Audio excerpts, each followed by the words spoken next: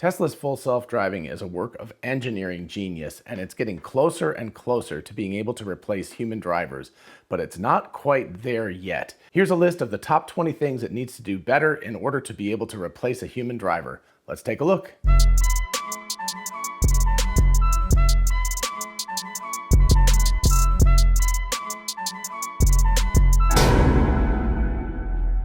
And for those of you interested in investing, check out WeBull, an amazing platform for buying and selling stocks, and now cryptocurrencies like Bitcoin, Dogecoin, and others.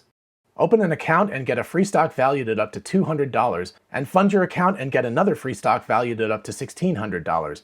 Check out the link in the description and help the channel at the same time. Hey y'all, it's Dr. Know-It-All. So a couple of caveats here before I start. Number one, this is what I'm going to be calling the 10.12.2 edition. In other words, there are future versions of Full Self-Driving Beta, including 10.13, that are being internally tested right now, but of course we don't have access to that at this point. So therefore, this is 10.12.2. That's what everybody has right now. The second thing, of course, and obviously, this is my list of the top 20, plus a few honorable mentions. Obviously, this is something that I've compiled and it's my ordering, and so you don't have to agree with it. In fact, I would encourage you to put some ideas down in the comments if you think I got the order incorrect or if there are other things that I've missed. I did ask my patrons on Patreon about this. Originally, this was supposed to be a top 10 list, but we came up with over 40 things that still needed to be worked on, so whittling it down to 20 was already a reduction. I do think, however, that most people who have driven Full Self-Driving Beta will recognize most of the issues here. If you haven't seen some of these, then I guess you're lucky, so good for you. And the third caveat is that while this is entertaining and kind of silly, top 20 lists, whatever, it does have an actual point to it, and that is that over time, if I do these top 20 lists or top 10 lists or something, and it gets harder and harder to identify 10 or 20 things that Full Self-Driving still needs to do to be able to replace humans, that's a really good indication that it's getting closer and closer and closer to actually being able to replace human beings in the driver's seat. So that's a really big deal. If you care about the potential for robo-taxis or even for your Tesla to drive you to work without you having to actually be at the wheel and paying attention, then this list will give you an indication of how far we are from that point. So without further ado, let's start. All right, starting with number 20 on the list, slow down earlier and use the blinker earlier when making right-hand turns. Full Self-Driving Beta has a habit of braking really rapidly and then turning the turn signal on pretty late in the process of making a right-hand turn. It would be nicer for the people behind you and also for passengers in the car if the vehicle would begin to slow down a little bit earlier and definitely turn the turn signal on earlier to warn people behind you that you're going to be making a turn so that they're not, coming right up on your rear end and you're like, whoa, okay. And speaking of that whoa thing, we're going to get to that later on. Number 19 is a bit of a two-parter about speed limits. Number one, use map data for speed limits until it sees a speed limit sign. And number two, to understand weird speed limits and digital speed limit signs. So the first part of this I find annoying every single day. I turn out onto a main road and there's no speed limit sign and the car thinks it's 25 miles an hour. It's clearly marked, like if I use Waze or Google Maps or Apple Maps, it's clearly marked as 50 miles an hour. So if the vehicle would reference the maps data that it has, it would know that this road is 50 miles an hour, but instead it sets it to 25 miles an hour, which means it's driving way, way, way too slow. So I have to manually turn it up to speed every single time I get on that road, which literally is every time I leave my house. And the second part I encounter almost every day as well. I drive a bit of a back road to get around some traffic lights and stuff, and the speed limit is 20 miles an hour there, but the Tesla refuses to see that. It doesn't recognize the speed limit sign at all, even as you drive past it, and so it thinks it's 15 miles per hour because I think it thinks it's a parking lot. But anyway, it doesn't recognize a very obviously placed speed limit sign. It just drives right past it and doesn't even see it. Number 18 is one that I don't experience all that much because I live in Georgia, but if I lived in the northeastern part of the United States, this would be a big deal, and that is that Tesla Full Self-Driving Beta will not honk the horn. You couldn't drive in New York City without at least greeting people every morning by honking your horn a few times. So Full Self-Driving Beta needs to learn how to honk the horn. Number 17 is another one that I encounter all the time, and that is it needs more confident and quicker creeping. So what happens is if the Tesla doesn't have visibility, so it gets to a stop sign perhaps, and then it can't really see the traffic coming, either direction, what it does is it creeps really, really, really slowly out to be able to see what's going on in the two directions before it turns out into traffic. And that creeping behavior just needs to be a little more confident and a little faster because it's very annoying how slowly it goes and how how long it takes. And if there are people behind you, they're going to start honking at you because, speaking of honking, they're going to honk at you because they want to go faster. Number 16, avoid gravel trucks or other trucks that have lots of stuff in it, like debris in it, especially on highways. This is something where I manually disengage the car all the time. I don't want to be driving, 30 feet behind a truck that's got gravel in it that might be spilling that gravel out. So I will manually disengage and go into another lane on a highway. That's not a good thing. Now, obviously, if you're going very, very slowly down a road or something, it doesn't matter that much. But as soon as you're going fast, all of that is just potential hazards for hitting your paint or chipping your windshields or things like that. So it really needs to recognize those kinds of vehicles and move out of the way. Number 15, it needs to learn to avoid potholes and road debris. So potholes are obvious. If it's driving down the road and it's going to come upon a big chunk taken out of the road, it needs to get out of the way. But also it needs to avoid road debris. Like if you're on the highway or something and a truck had a tire, that blew up or something and there's pieces of tire. One time I passed by a ladder, a literal ladder that was on the road, and I passed past it. The car just doesn't see that kind of stuff and it doesn't take steps to avoid it. So you have to manually move over. That's a really big deal, honestly, because it can damage the vehicle, and it's very important for the longevity of the vehicle that it doesn't hit things like potholes and road debris. Number 14, better car positioning on unmarked residential roads. Now, supposedly this is going to be taken care of with 10.13, and that'll be awesome. But what do I mean by that? I mean a road that's very wide, like a neighborhood road, but doesn't have a center stripe down it, right? It doesn't have the yellow dashed line down the middle. The car tends to position itself right in the middle of the road, and it doesn't get out of the way unless it sees a car coming at it the other direction, and then it does it pretty late.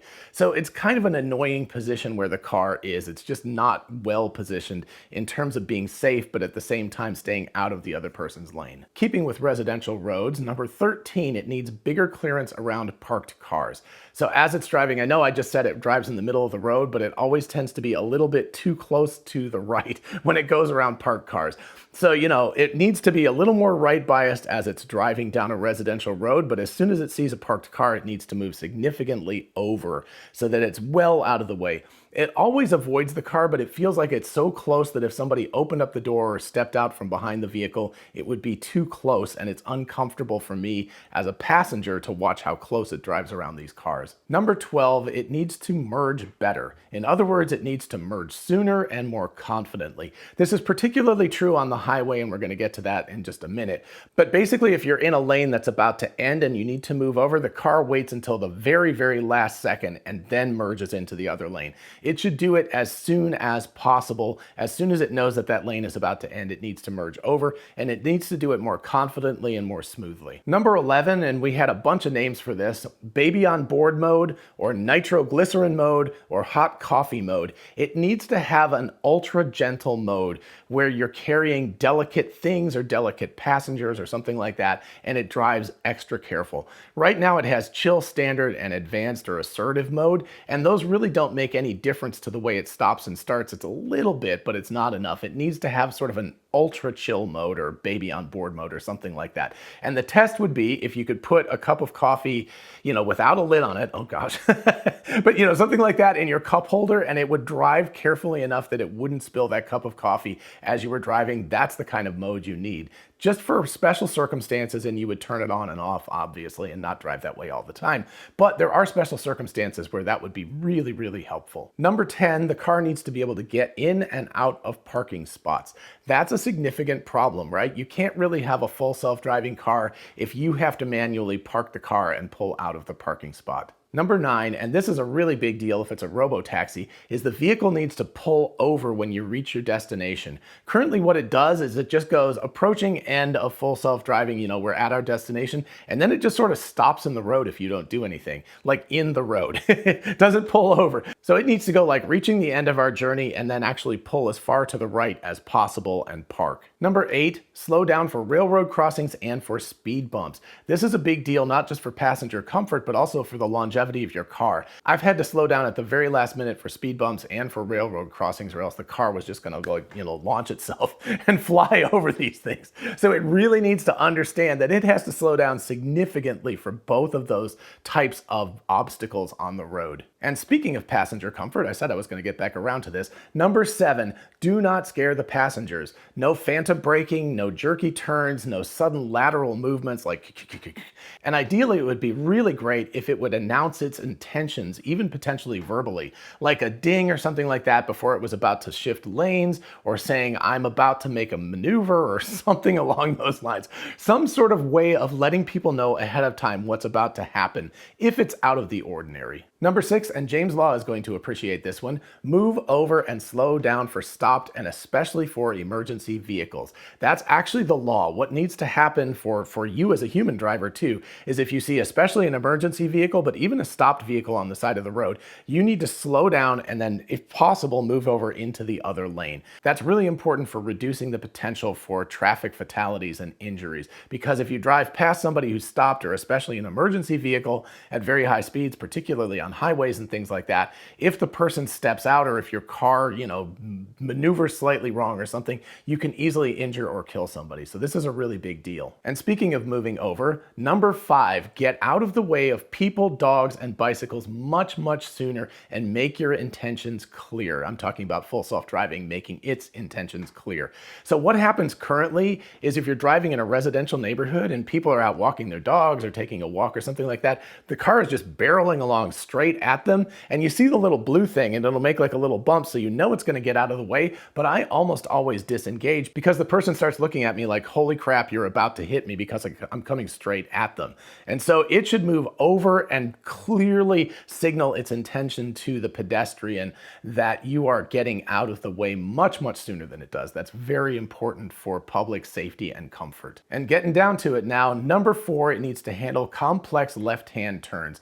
Chuck Cook style, but also simpler left-hand turns than that as well. It's not particularly good at left-hand turns yet. Now I know 10.13 is supposed to handle a lot of this stuff, but like I said, this is the 10.12.2 edition, so this is still a significant problem. Hopefully we can check this one off the list with 10.13's edition. Number 3, and I'm sure people who drive full self-driving beta have been expecting this one, you need to be able to use full self-driving beta stack on the highway. Currently the highway is using the old stack. It's using the kind of traditional C++ hard-coded stuff that it's been using for years. It's very, very good, but it's not perfect, and the places where it's not perfect, it really needs to improve in order to be viable to completely replace human beings. So that's an important thing. That'll be a big step, and supposedly that's going to come with version 11 of the software, so hopefully we can check that off with version 11, although I have a feeling what we'll have is a few things that will crop up, so we'll get that solved, but then we'll have several problems on the highway that didn't used to exist. So anyway, it's one of those iterative processes, but definitely the full self-driving beta stack needs to be on the highway as well. Number 2, and I've talked about this a lot in other videos, it needs to have better mid-term planning. So there's long-term planning, which is like the GPS saying you need to turn at this place to be able to get to this place, all that kind of stuff, right? That's the blue line that you see on the map. Then there's short-term planning, which is basically don't hit anything. That's like, on the order of a second or two. But there's an in-between. There's mid-term planning of like 20 or 30 seconds where it needs to be thinking about what lane it's going to be getting into, slowing down, speeding up, doing all kind of stuff that it needs to do. That part sucks. That's the worst part of the full self-driving stack at this point, and it really, really needs to be improved immensely. Again, 10.13 is supposed to improve this a lot, but we don't have that yet, so we'll just have to wait and see. And before we get to number 1, here are a few honorable mentions. Do a better job handling bike lanes. In other words, those lanes that are at the side of the road. Often the car will try to go into that, it'll drift into it. That's not such a good thing. So it needs to do a better job of handling that. Move over for cars pulling out of driveways, starting up, etc. So the car, if it's going down a residential road in particular, and it sees a car, that's coming out of a driveway, or even on a commercial road or something, it doesn't kind of ease over to make sure that there's not a possible collision. So that would be nice as well. This one's one that probably a lot of you think should be on the top 20 list, and that is go around cars that are pulling out of your lane.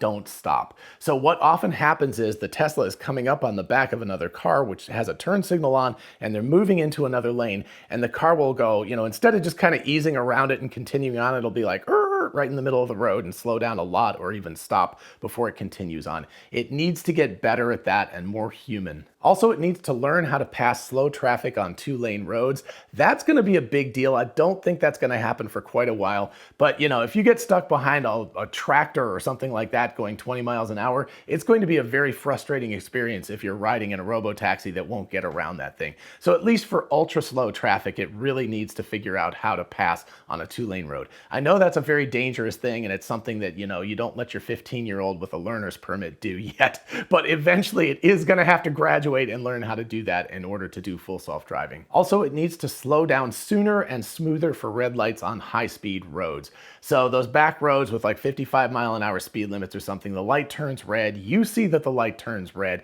and the car is just barreling along, and then it has to, kind of slam the brakes on to slow down to stop for the red light. And I think part of that has to do, again, with the vision system and the fact that it's not quite extended enough, and that has to do with the bird's eye view network and all of that kind of stuff. And if you're interested, there's a video about that you can check out for much more detail about it. But anyway, it needs to get better about that. And finally, for honorable mentions, this is from my Patreon patrons, not me, so Ross, don't blame me on this. But Full Self-Driving Beta needs to be able to defeat Ross Gerber's safety score. All right, so what is the #1 problem? Have you guessed it yet? Drum roll, please. Reverse. It needs to be able to go in reverse. It's never going to be able to take the place of human drivers if it can't back up. Can't get out of parking places, can't get out of your garage, potentially can't get out of your driveway, depending on how you get out of your driveway. There's a lot of places where it needs to be able to do reverse, and it needs to be able to do it in those situations and do it safely in order to completely replace human beings. All right, so that's my top 20 list with 5 honorable mentions. Let me know in the comments if there are things that I've missed, or if you think it should be reordered where other ones should be in the top 5 or something rather than the ones I have in the top 5. And if there's enough interest in this, I'll be happy to do another edition for 10.13 and then 11, etc. And it'll be fun if we can see this list reducing and start checking off top 20s that existed in previous lists and aren't there anymore. That will be really cool and a good way to judge how well full self-driving is approaching being able to replace human beings. All right, I hope you enjoyed this episode and found it fun and interesting and thought-provoking. If you did, please do like it so other people can find it. And of course, consider subscribing for more of this kind of content. As always, a huge shout out to my patrons on Patreon, particularly today, because like I said, I thought this was going to be a top 10 list, but as soon as I threw it out to my Patreon patrons, it became a top 40 list that I then had to reduce to the top 20. So anyway, thank you all so much. And of course, if you want to join the team, just check out the link in the description. And if you're interested in a whole bunch of really cool merch, check out our merch store. Link is in the description. We have Tesla Bot t-shirts, the Tesla meme t-shirt, Success is a Possible Outcome, 4680 battery cells. All of that stuff is on t-shirts, mugs, tumblers, and on and on. So check it out. And for those of you interested in investing, check out WeBull, an amazing platform for buying and selling stocks, and now cryptocurrencies like Bitcoin, Dogecoin, and others. Open an account and get a free stock valued at up to $200, and fund your account and get another free stock valued at up to $1,600. Check out the link in the description and help the channel at the same time. Thank you. And finally, don't forget we are both Tesla and Amazon affiliates. If you look in the description, you can see how going shopping for a solar roof, a power wall, or anything on Amazon helps out the channel. In the meantime, I'll see you in the next one. Bye-bye.